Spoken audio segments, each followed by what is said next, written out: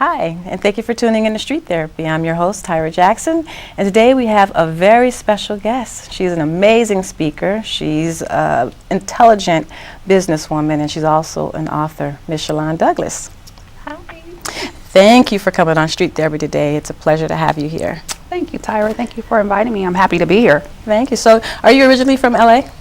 Not quite, but kind of, sort of. Kind of, sort of. But what I mean by that is originally I'm born from Akron, Ohio, but I've been in LA since 2.5. So all I really know is LA still. Okay. Yeah. Good. So give us a little bit of background. Well, my background, I always say I'm a jade of all trades just because I have a little bit of almost everything, but just to be specific and narrow it down, my background is in real estate, doing mortgage lending, as well as having the experience to work as a CEO in an equities firm. And in addition to that, I've worked for a couple of different colleges, mainly UCLA, which is where I attended also briefly. So I have a little bit of experience on both corporate side and education side. A little bit experience. It doesn't sound like a little bit experience. Isn't she so modest? Well, I mean, you know, it's so funny. I wanted to have you on the show today because I think knowing business is so important, especially in the Black community.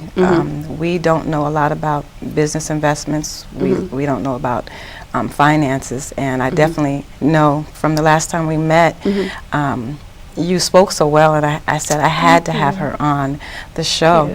And I read somewhere that you bought your first house at 19 years old. Yes. I get asked that question quite a bit, and the true answer to that is to really say that I had some really good, phenomenal people, mentors around me at the time.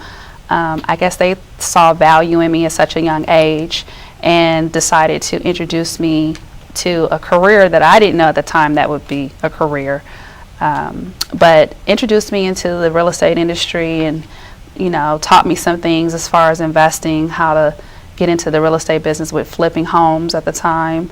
And I just happened to be 19. I always hung around an older crowd, so I'm kind of happy at this point in my life that I was around some older individuals that could give me some great tips, introduce me to a world that I did not even know existed, and then also they held my hand, and that was very important for me. So, but if you don't even mind me saying that was at 19, but I actually started working at 13. So I was already used to somewhat having a little bit of independence and responsibility, and already like a go-getter and money hungry. So by the time I was 19, I was ready to kind of take a leap, is what they say, and get into that business. And I'm happy that it did, because it put me on the path that I'm on right now. Now, out of every, you know, normally, you know, someone at 13, she's thinking about, you know, boys, you know, nothing near to, you know, I still think about boys at 13. You know, because at 13, I can't remember, you know, too much of having a job. I think I didn't have my job until I was about 16.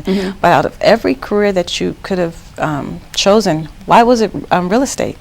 Well, again, like I said, I didn't even know real estate existed. It just so happened that I was around an influential people at that time that they were older than me, so they were already doing real estate investing. And they said, you know something, I'd like to introduce you to get into this game of real estate, learn how to do investments, flip homes, and because I didn't even know at that time that I could even have a license doing it. And I followed their advice, and I have to say that, I mean, at 19, especially, what was the icing on the cake for me is at 19, I bought my first piece of property, and then I did a flip investment, and I made $25,000 really quick and easy. And at 19, that feels like you're on top of the world. So I have to be honest and say that it wasn't so much that I looked for it or went after it. I just happened to be around really good people. Okay, so you said you made your first $25,000. Now, did you know what to do with it when you first made it? Put it into another home and do it again, make some more money. I was smart enough to know that, you know, once the $25,000 runs out, what was I going to do next? You know, so that's what really, I mean, to just see how easy it was, and then on top of that, it was legal, not illegal.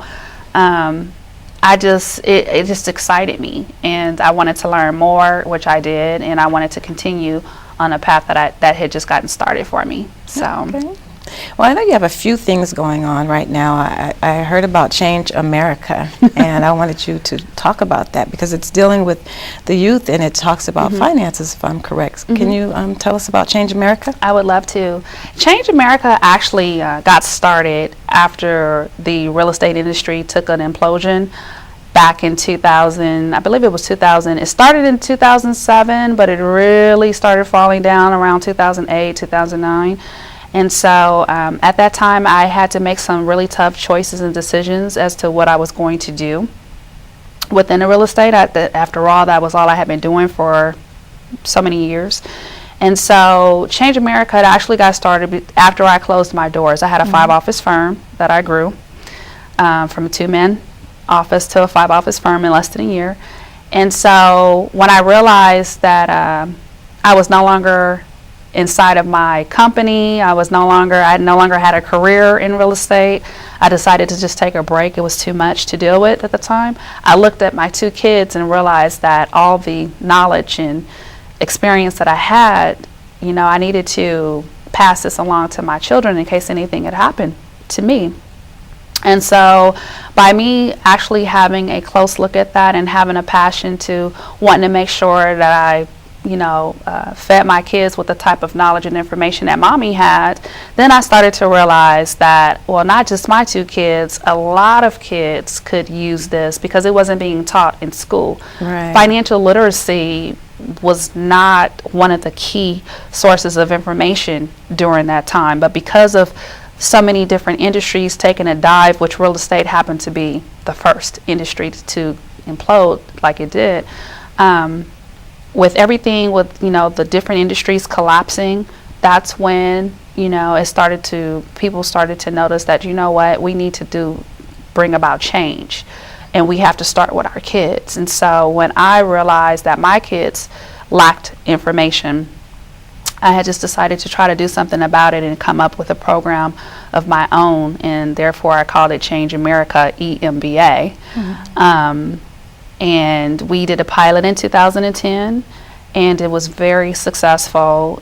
It was, and actually we didn't consider it a financial literacy program, we considered it a financial entrepreneur literacy program, because those are 2 different types of learning, a learning style, if I may say it like that. And we realized, we got about 13 kids to join that program, and we spent our own money to do that program, and just to see how well they took to the program, how excited they were to learn.